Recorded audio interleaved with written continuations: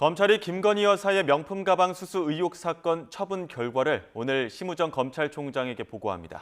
이번 주 처분할 가능성이 있는데 그제 열린 최재형 목사의 수사심의위원회에서 기소 권고를 한 데는 사법부 판단을 받아볼 필요가 있다는 의견이 주요하게 작용한 걸로 전해졌습니다.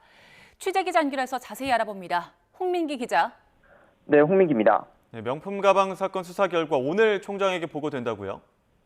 네, 그렇습니다. 사건을 수사한 이창수 서울중앙지검장은 오늘 명품 가방 수수 의혹 사건 처분 결과를 검찰총장에게 보고할 예정인데요.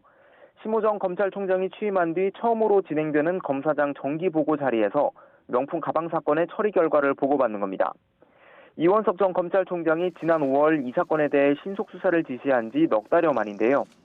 두 차례 수사심의위원회를 거치며 가방을 받은 김건희 여사는 불기소, 가방을 건넨 최재형 목사는 기소해야 한다는 엇갈린 권고를 받아들면서 검찰은 수사 막판 딜레마에 빠졌습니다.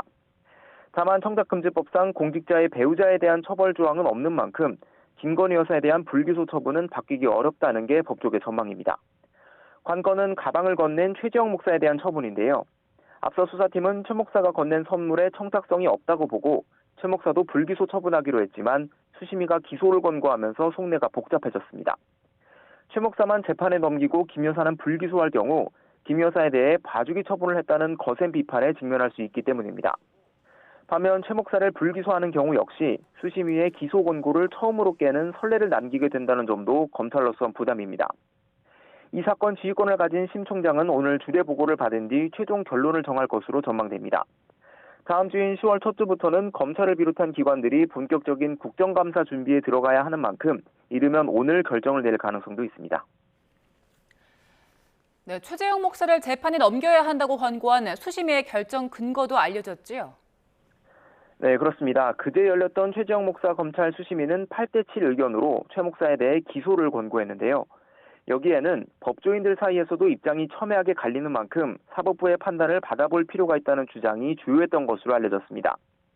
반면 불기소 의견을 낸 위원들은 명품 가방에 대한 최 목사의 말이 계속 바뀌는 등 김 여사에 대한 청탁이었다는 진술을 신뢰할 수 없다는 점을 근거로 들었던 걸로 알려졌습니다. 위원들 가운데엔 청탁금지법상 금품을 건넨 사람에겐 직무 관련성 요건을 따질 필요가 없다며 최 목사를 기소해야 한다는 의견도 일부 있었던 것으로 알려졌는데요.